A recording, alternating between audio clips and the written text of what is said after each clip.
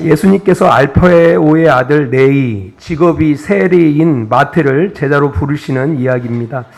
많은 사람들이 예수님의 권위 있는 가르치심과 그의 능력 행하심에 놀라며 그가 하나님이 보내신 거룩한 이로 생각하고 따랐습니다. 어떤 사람들은 선자들로 약속하신 그리스도일 수도 있다고 생각하고 따른 사람들도 있었습니다. 그 예수님께서 오늘 본문에 보니까 세리 네이를 제자로 부르시는 장면이 오늘 본문 가운데 기록되어져 있습니다. 이 부르심이 얼마나 중요하였으면 공간복음과 마태나 이제 누가복음에도 똑같은 이야기로 다루고 있습니다. 특별히 이 부르심의 내용이 마태, 마가, 누가 세 공간복음에서 다루고 있는 것은 그만큼 이 메시지가 오늘 이 이야기가 중요하기 때문에 그렇습니다. 첫 번째 그 메시지는 이 부르심, 예수님께서 그 세리 네이를 부르시는 이 부르심은 차별과 편견을 깬 파격적인 부르심입니다. 예수님이 살던 유대 사회는 로마가 지배하던 시대였습니다. 로마는 그들이 다스리는 곳곳마다 관리들을 파견합니다. 그래서 세금을 징수한다든지 영토를 방어하고 공공 질서의 업무를 수행케 했습니다. 특별히 그 가운데 가장 중요하게 여겼던 것은 세금 징수입니다. 그래서 14살부터 65세까지 머리 수로해가지고 인두세를 징수했고요. 토지세, 또 곡물의 10%, 포도와 기름의 5%, 수입 부분 1%를 매겨서 세금을 징수케 했습니다. 그리고 이 일을 현지 사람들을 고용해서 행하게 했습니다. 로마는 이제 그들이 세금을 거두어 보내면 그것으로 딱 끝났어요. 그래서 그 이외에 세리들이 세금을 어떻게 걷는지에 대해서는 크게 관여하지 않았습니다. 그러다 보니까 세리들은 국가에서 정한 세 이상을 거두어 들임으로 자기의 부를 채워갑니다. 이로 인해서 유대 백성들의 원성이 커졌고요. 이런 사이에 유대 사회에서 세리에 대한 인식이 좋지 않았습니다. 그래서 유대 사회에서 직업이 세리인 사람 하면은 그들의 머릿속에 로마의 앞잡이, 강도 같은 존재, 양심을 팔아먹은 죄인, 이렇게 표현을 했습니다. 그래서 여러분들 사복음서를 쭉 바라보면은요, 항상 세리 옆에 따라오는 단어가 있습니다. 세리와 죄인, 그리고 세리와 창녀, 함께 따라다녀요. 그만큼 유대 사회에서 세리라는 직업을 갖고 있는 사람은 유대인들이 뭐로 여겼다라는 겁니까? 죄인으로 여겼다라는 겁니다. 마태복음 18장 17절도 그런 말씀이 기록되어 있어요. 하나님의 말씀에 불순종할 때에 이방인과 세리와 같이 여기라라는 말씀이 기록되어져 있습니다. 나중에 복음서를 읽다 보면은 그렇구나. 보면 세리와 죄인 이렇게 함께 간용구로 사용되어지는 부분들을 많이 만나게 될 겁니다. 그런 상황 가운데 예수님께서 직업이 세리인 네이를 부르시는 이 장면은요, 당시 유대 사회에서 아주 파격적인 사건이었다는 겁니다. 파격적인 사건. 그래서 사실 하나님의 부르심이 그렇습니다. 하나님의 택하심이 그렇다라는 겁니다. 세상은 사람들의 애모를 바라보고 사람들을 평가합니다. 그것을 누키즘이라고 해요. 누키즘. 애모주의라고 합니다. 그 사람의 외모, 그 사람이 얼마나 잘생겼느냐, 그 사람의 학벌이 어떻느냐, 그 사람이 가진 것이 어떻느냐, 혈통이 어떻느냐, 이런 것을 가지고 그 사람의 가치를 평가를 합니다. 그래서 많은 사람들이 그런 세상적인 그 가치의 기준에 들어가기 위해서 노력합니다. 여성들은 성형을 하죠. 다른 사람들이 바라볼 때 이뻐 보이고 싶은 그런 마음으로 성형을 감행합니다. 그러다가 죽는 사람도 있죠. 어떤 사람은 열심히 공부하죠. 좋은 직장을 얻기 위해서 열심히 공부합니다. 또 어떤 사람은 열심히 돈을 모으죠. 왜? 세상이 바라보는 어떤 평가, 이 사람이 훌륭한 사람이다, 이 사람이 가치 있는 사람이다, 이걸 뭘 가지고 평가한다고요? 애모를 가지고 평가하기 때문에 그렇다라는 겁니다. 하지만 하나님께서는 애모를 보시지 아니하시고 그 사람의 중심을 바라보시고 택하십니다. 그러니까 하나님께서는 애모를 보시지 않고 중심을 보신다라는 것이 두 가지 의미가 있어요. 하나는 차별하지 않는다. 외모를 가지고 그 사람이 남성이냐 여성이냐를 가지고 차별하지 않는다. 성경을 바라보면은 사사기만 바라봐도 누가 나와죠? 여성 사사 이름이 나오죠. 드보라라는 사사가 등장하죠. 여성입니다. 성경을 바라보면은 하나님께서는 차별하지 않아요. 그러니까 교회 안에 여성 목사 가능해요. 남성 목사 가능합니다. 하나님께서는 결코 그가 여성으로 태어났다고 해가지고 차별하지 않습니다. 아니, 예수님도 누구의 몸에서 나와요? 마리아에서 나오잖아요. 마리아. 요셉에게서 나온 게 아니에요. 요셉의 사실 실질적으로는 예수님의 아버지가 요셉은 아닙니다. 그잖아요. 하나님은 차별하지 않아요. 뭘 가지고? 애형적인 것을 가지고, 외모를 가지고 차별하지 않는다. 이런 의미를 갖고 있고요. 또 한 가지, 애모를 보지 않는다라는 것은 애모가 하나님께는 가치가 아니라는 겁니다. 애형적인 것은 세상의 가치가 외형이 세상의 가치와 의미는 될 수 있겠지만 하나님 앞에서는 그 외형적인 것은 하나님 앞에서는 가치도 의미도 아니다라는 것을 이야기하고 있는 겁니다. 그래서 하나님께서는 사람의 어떤 가치, 그 사람의 가치와 의미를 어디에 두느냐라고 할 때 그의 중심에 두신다라는 겁니다. 중심에. 그러니까 중심을 보시고 하나님께서는 판단하십니다. 그래서 예수님께서 세리 네이를 부르시면은 그 사람의 직업을 보지 않았다라는 겁니다. 그 사람의 됨됨이, 네이의 됨됨이를 보고 예수님께서 그를 제자로 부르신 겁니다.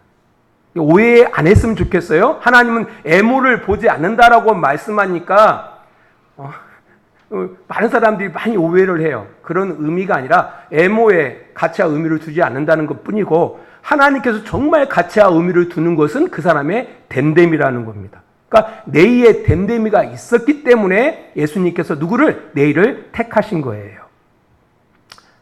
그 좋은 예가 오늘 본문에 기록되어 있어요.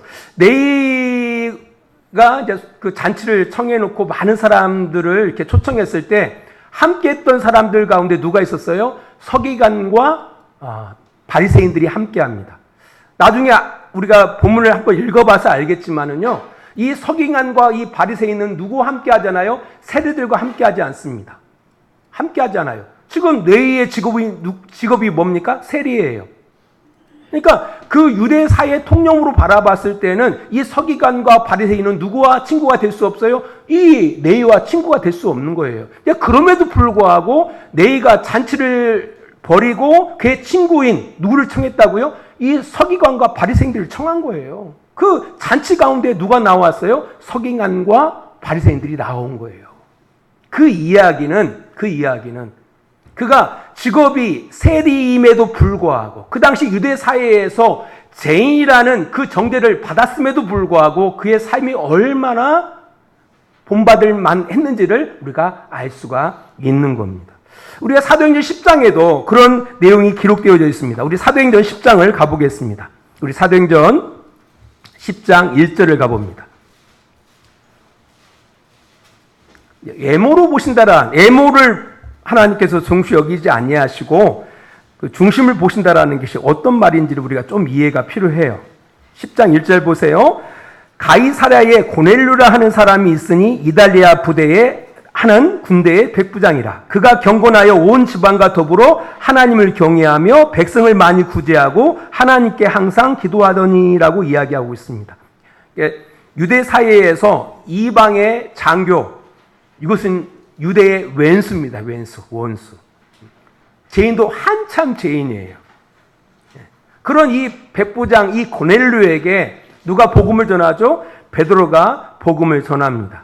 이 베드로가 복음을 전할 때 탐탁하게 생각하지 않았습니다. 베드로도.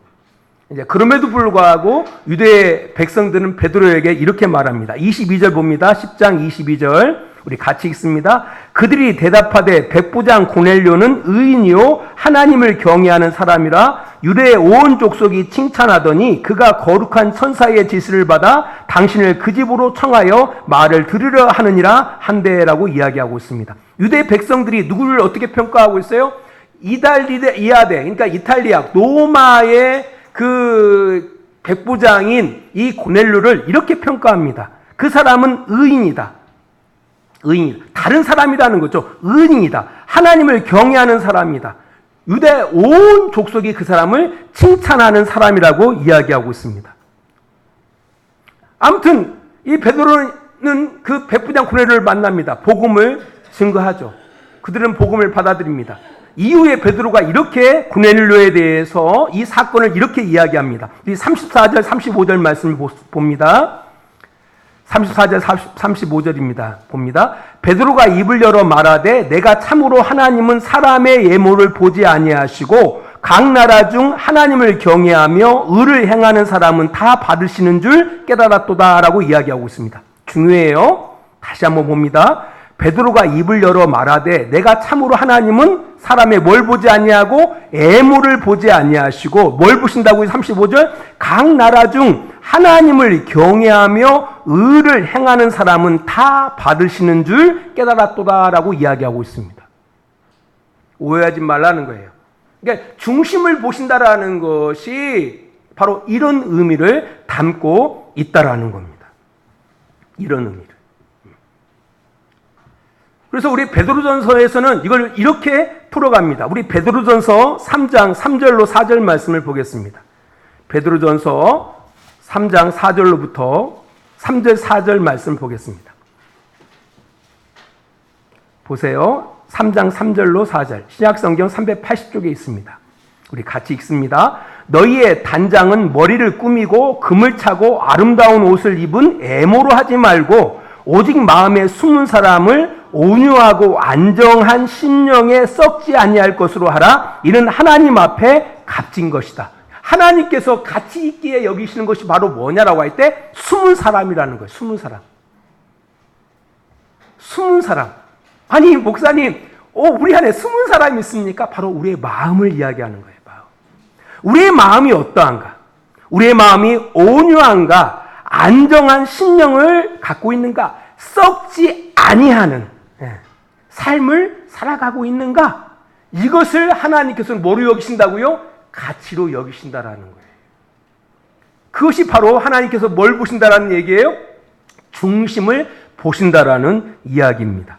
요즘 우리들의 교회는 어떠한가요? 어떻게 보면 교회도 세상과 닮아가는 것 같습니다. 세상 사람들이 예모를 가치와 의미로 삼고 살아가고 있는데 이제는 교회까지도 어떻게 보면 예모를 가치와 의미로 취하고 있지 않는가라는 그런 생각을 갖게 되어집니다. 하나님 기뻐하지 않습니다. 하나님께서는 숨은 사람을 가치와 의미로 두고 있다는 사실을 기억해야 한다는 겁니다. 숨은 사람. 우리의 마음을 아름답게 해야 한다는 겁니다. 신앙의 궁극적인 목적은 우리 삶이 아름다워져야죠. 삶이 아름다워지기 위해서는 뭐가 아름다워져야 돼요? 우리의 숨은 사람이, 우리 숨은 사람, 곧 우리의 마음이 아름다워져야 한다는 사실을 기억해야 한다는 겁니다. 이런 복된 삶을 살아가시기를 축원합니다. 부르심을 입은 이 네이가 네이의 입장에서 바라보면은요, 이 예수님의 부르심은요, 단순히 이 많은 사람들 가운데 내가 제자로 부르심을 입었다라는 이 그 기쁨을 넘어가지고요, 이전 그 세일이라는 직업으로 인한 갖은 수모와 멸시 속에서 그럼에도 불구하고 자신은 그 세리임에도 불구하고 신앙의 양심을 지켜왔거든요. 그 신앙의 양심을 지켜왔던 그동안의 어떤 수고와 노력이 누구로부터? 하나님의 거룩하신 분으로부터 인정받는 그런 가슴 벅찬 감동의 순간이었을 겁니다. 한번 잘 생각해 보세요. 단순히 자신이 이 많은 무리 가운데 예수님을 따르는 제자가 될 수 있었다. 제자로 내가 선택받았다는 것을 떠나서 얼마나 세리라는 직업 때문에 멸시당하고 비참한 삶을 살아갔겠어요. 이제 그럼에도 불구하고 다른 세리와 다르게 자기는 신앙의 양심을 따라서 철저하게 살아갔던 거죠. 그 수고와 노력이 비로소 누구 앞에서? 하나님의 거룩하신 자 앞에서 인정을 받은 거예요. 곧 하나님께 인정을 받은 거예요. 얼마나 기뻤겠어요. 그래서 이 일로 레위는 그를 제자로 부르신 예수님을 위해서 잔치를 베풉니다. 사실 이 마가복음에는 이 상세한 내용이 기록되어져 있지 않아요. 하지만 누가복음에는 이 내용이 자세하게 기록되어져 있습니다. 우리 누가복음 5장 29절 말씀을 봅니다. 누가복음 5장 29절입니다. 누가복음 5장 29절. 우리 같이 읽습니다. 너희가 예수를 위하여 자기 집에서 큰 잔치를 하니 세리와 다른 사람이 많이 함께 앉아 있느니라. 누구를 위해서 잔치를 베풀었다고요? 예수를 위해서. 나를 택하신, 나를 제자로 부르신 예수님을 위해서 잔치를 베푼 겁니다. 이 누가복음 이 2장의 이 내용이 이 잔치 가운데, 너희가 예수님을 위해서 베푼 이 잔치 가운데 일어났던 이야기예요. 당연히 이 큰 잔치 가운데 많은 사람들이 초대되어졌습니다. 그 가운데 너희가 초대한 사람들이 있겠죠. 앞에서 말씀드렸던 바리새인과 서기관들, 그리고 그의 동료 세리들, 그리고 예수님과 함께 온 많은 사람들이 함께합니다. 그런데 예수님과 함께 온 사람들 가운데 누구도 있었다고요? 죄인 및 세리 및 죄인들이 있었다라고 성경은 이야기하고 있는 겁니다. 당연히 잔치집에는 함께 먹는 거 아닙니까? 함께 먹는데 이 함께 참여했던 서기관과 바리새인들의 눈에 유독 보이는 그런 장면이 있어요. 그것은 바로 예수님께서 세리와 죄인들과 함께 앉아서 식사를 하는 거예요. 이에 이 서기관과 바리새인이 예수님의 제자들에게 이렇게 질문합니다. 어찌하여 세리와 죄인들과 함께 먹는가? 어떻게 랍비라는 분이, 어떻게 하나님의 거룩하신 그런 분이 죄인들과 세리들과 함께 앉아 먹는가라고 의문을 제기한 겁니다. 당시 유대 사회에서 율법을 어긴다라는 것은 결코 용납할 수 있는 일이 아닙니다. 그 율법 가운데 하나가 바로 뭐냐면요, 죄인들과 함께 하지 않는 겁니다. 죄인들과 함께 앉아서도 안 되고요, 밥을 먹는다는 것은 더더욱 안 되는 겁니다. 그것은 율법을 어기는 거예요. 우리 시편 1편 1절에 바라보면은 그런 말씀이 있잖아요. 복 있는 사람은 악인의 꾀를 쫓지 아니하며 죄인의 길에 서지 아니하며 오만한 자의 자리에 앉지 아니하고. 이게 철저하게 유대 사회 가운데 유대인들에게는 몸에 배어 있었어요. 그래서 유대 사회에서는 어떤 사람들을 이방인, 창녀, 그 다음에 사마리아인, 세리들, 이런 사람들을 죄인으로 정죄하고요. 그 사람들하고는 함께 서지도 않았고요. 말을 섞지도 않았고요. 심지어는 먹는다라는 것은 생각할 수도 없었다라는 겁니다. 그런데 예수님께서 그 세리와 죄인들과 함께 앉아 있었을 뿐만 아니라 그들과 함께 식사하는 거예요. 이 문제를 가지고서 서기관과 바리새인이 예수의 제자들에게 의문을 던진 겁니다. 어찌 너희 선생은 세리와 죄인들과 함께 밥을 먹는단 말인가? 이 말씀을 예수님께서 들으시고 이렇게 말씀하시는 겁니다. 건강한 자에게는 의원이 쓸데없고 병든 자에 쓸데있느니라. 나는 의인을 부르러 온 것이 아니요 죄인을 부르러 왔노라라고 말씀하시는 겁니다. 이게 바로 이 공간복음에서 이 이야기를 다 다루고 있는 진정한 이유인 겁니다. 이 마가는요, 이 이야기를 통해서 예수님이 이 땅에 무엇을 위해 오셨고 이 일을 위해서 실제로 무엇을 하시고 있는지를 말씀하고 있는 겁니다. 나는 의인을 부르러 온 것이 아니요 죄인을 부르러 왔다라는 겁니다. 우리가 지난 몇 주간 설교를 통해서 여러분 기억하실 줄 모르겠어요. 하나님이 예수님을 이 땅 가운데 왜 보내셨죠? 하나님의 복음을 위해서 보내셨습니다. 그죠? 그래서 그분이 오셔서 첫 번째 하신 말씀이 바로 뭡니까? 하나님 나라가 가까웠으니 회개하고 복음을 믿으라라고 말씀하셔요. 하나님 나라가 가까웠다. 그러니까 회개하고 복음을 믿으라. 회개하라는 얘기는 곧 어떤 의미예요? 우리가 죄 가운데 있다라는 거잖아요. 죄 가운데 있다라는 거예요. 우리 지난 시간에 예수님은 어떤 분이시죠? 하나님께서 예수님을 통해서 우리의 죄를 용서케 하시는 분이에요. 죄를 사하는 권세가 누구에게 있어요? 예수님께 있지 않습니까? 그럼 당연히 죄를 사하는 권세가 예수님께 있단다라면은 예수님은 누구를 찾아가야 합니까? 당연히 죄인들을 찾아가야 하는 겁니다. 또 반대로 예수님께 찾아오는 사람들은 어떤 사람일까요? 당연히 죄인들이 예수님께 찾아오는 겁니다. 그래서 오늘 본문 마가복음 2장에서도 그런 말씀이 기록되어 있는 겁니다. 우리 마가복음 2장 15절 말씀을 봅니다. 우리 같이 읽습니다. 그의 집에 앉아 잡수실 때에 많은 세리와 죄인들이 예수와 그의 제자들과 함께 앉았으니 이는 그러한 사람들이 많이 있어서 예수를 따름이로라. 예, 그래요. 아멘인 거예요. 그러니까 마가복음을 읽는 독자들에게 전달하고자 하는 가장 중요한 메시지. 예수님은 의인을 부르러 온 게 아니라는 거예요. 죄인을 부르기 위하여 이 땅 가운데 오셨다라는 겁니다. 죄인을 부르러 오셨다라는 겁니다. 이 말씀을 전달하고자 했던 겁니다. 그게 당연한 거예요. 예수님 주변에는요, 세리들 또한 죄인들이 함께 따르는 것이 당연한 거예요. 왜? 예수님이 오신 목적이 바로 그들을 위해서 오셨기 때문에 그렇다라는 겁니다. 교회는 어떤 곳이죠? 당연히 문제가 있는 사람들이 모이는 곳입니다. 오해하지 않으셔야 돼요.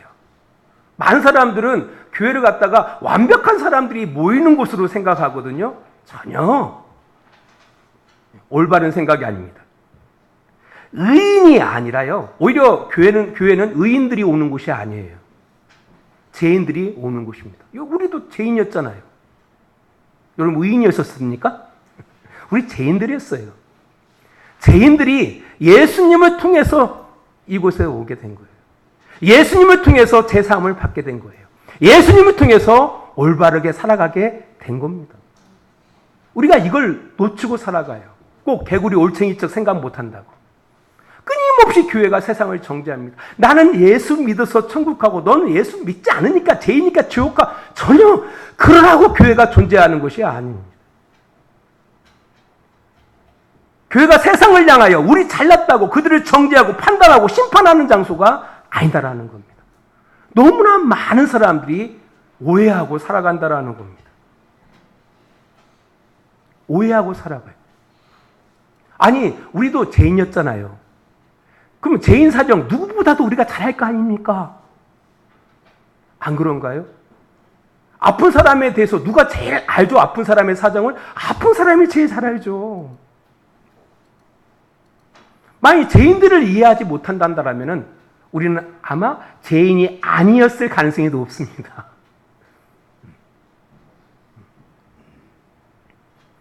기억하셔야 돼요. 지금의 교회와 우리들이 함께 해야 할 사람들이 누구인지를 우리는 기억해야 한다는 겁니다. 죄인들입니다. 우리가 들어가야 할 곳, 바로 죄인들, 그 자리에 들어가야 돼요.